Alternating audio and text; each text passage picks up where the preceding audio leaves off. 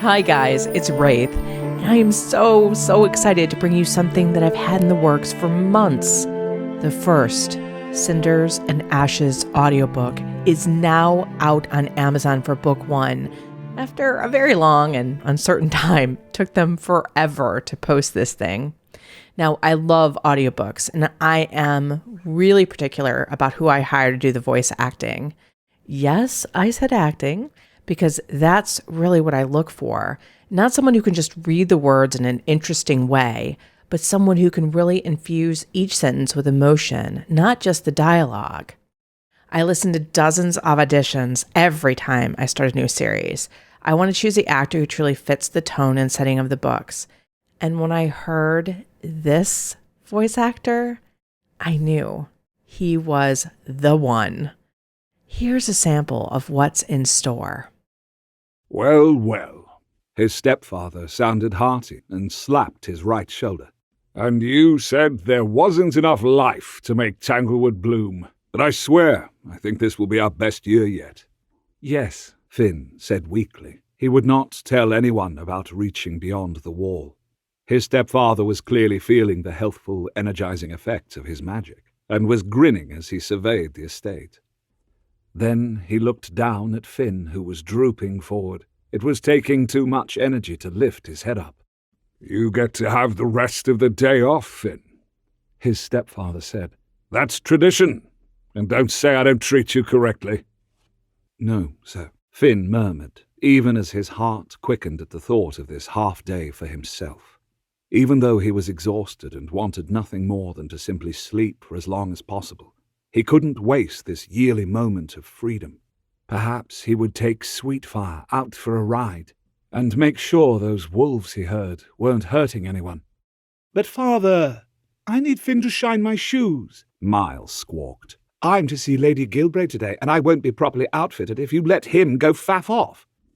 And he is supposed to gather certain herbs for me for my experiments, father. Today is a perfect day for that. If he waits until tomorrow, then I will be delayed in my work. Christopher scowled. It's just half a day, boys, his stepfather said weakly. Perhaps the other servants could help you. Father, those are Finn's responsibilities. What precedent would we be setting if we made others do his chores? Miles asked, sniffing. It wouldn't help Finn, that's for certain. The other servants would resent it. Finn's jaw clenched. Could they not allow him one half-day off? But he wouldn't leave the other servants with his chores. Not that they would resent it. On the contrary, they would be happy to see him with some time off. But he would not burden them because their chores were already heavy enough. He was not surprised when his stepfather capitulated. Well, you have a point, Miles. Finn, you can take time for yourself after you do the rest of your chores. That's fair, isn't it? It was not fair. None of this was fair. But it did not matter, because he was a half-blood Fae, and he had no choice. Finn reached up and cupped Rohan's cheek. The Lord turned his head into that touch.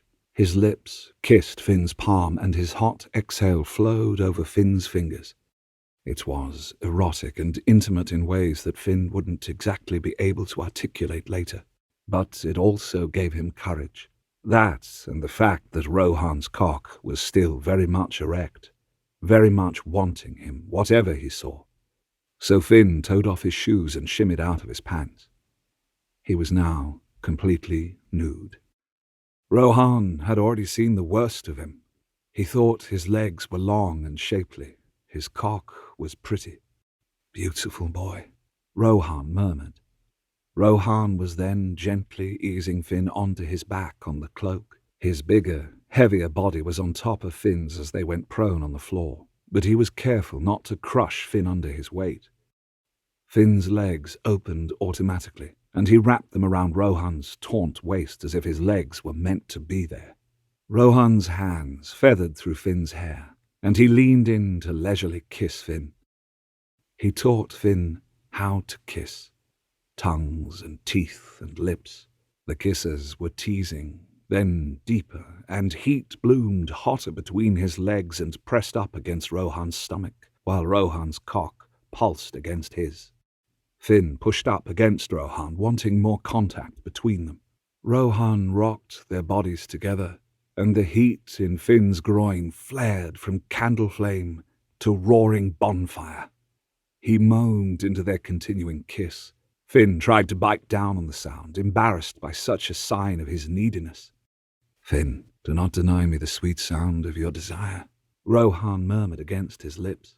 I do not know what is right to do. I have never done this before," Finn confessed. Rohan froze in his rocking. Finn immediately regretted his words. Was that the wrong thing to say? Perhaps his inexperience was unattractive to the clearly worldly lord. But then Rohan was caressing Finn's face with the back of one hand. His blue eyes had softened even more. "You could do nothing wrong," Rohan assured him. "You honor me by letting me touch you like this, the first person to have done so."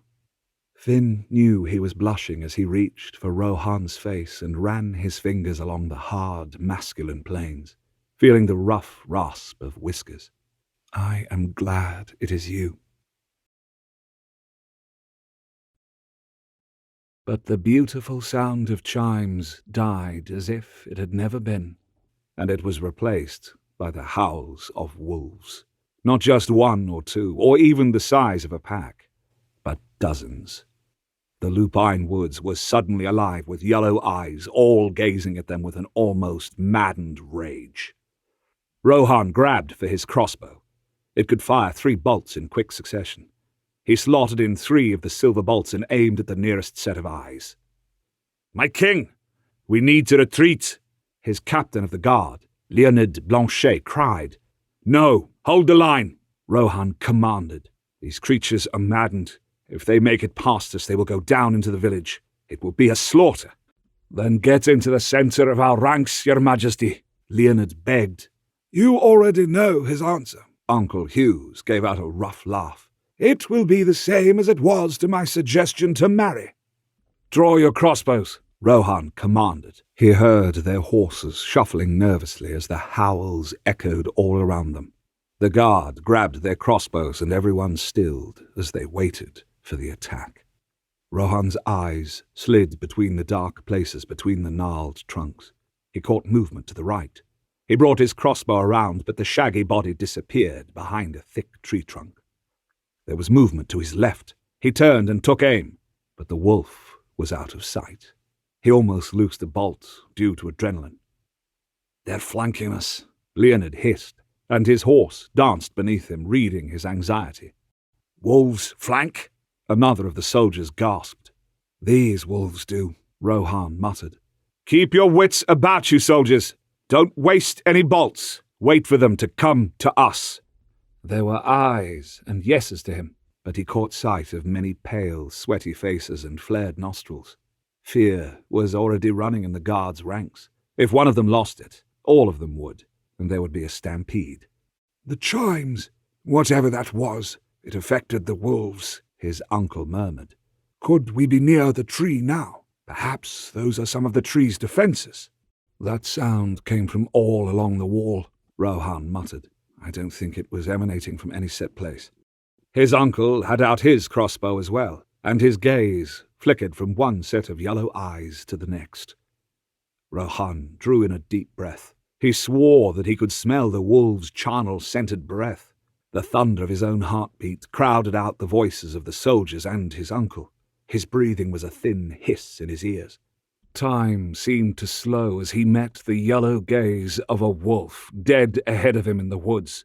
He knew what was about to happen. "They're going to attack! Now!" Rohan roared, and dozens of wolves seemed to materialize out of the forest itself. The nearest one was a shaggy grey wolf with saliva dripping from its massive jaws. Rohan smoothly lifted the crossbow, drew in another breath to steady himself, and fired. The bolt went through the wolf's right eye and slid home into its brain. The wolf went down and blood poured from the wound. The wolf had not made a sound in death, but its packmates did. They let out thunderous howls of grief and rage. They would make the humans pay for that death. The second wolf leaped on him from the left-hand side. Tempest reared up and gave out a whinny of fear and anger. That gave Rohan the time to turn and shove the crossbow practically under the brown wolf's chin and pull the trigger. Blood sprayed everywhere as the arrow exited through the top of the wolf's snout. He wheeled Tempest around as the wolves came fast and thick from every direction. His third bolt missed a silvery-grey wolf by inches, but his uncle's bolt hit the beast in the flank. It let out a howl and bounded away, leaving a trail of ruby-red drops on the grey forest floor. He nodded his head in thanks, but his uncle was already spinning towards the next attacker. There were shouts from his soldiers. He saw one of the younger soldiers, a man named Piet, get hit full-on in the chest by a wolf. Piet tumbled off his horse and the wolves were upon him. He could not see Piet through the moving, furry bodies. There were shrill screams, then a gurgle, and then nothing. If you want the rest of this romantic high fantasy read to you, just go to the link in the description. Thanks.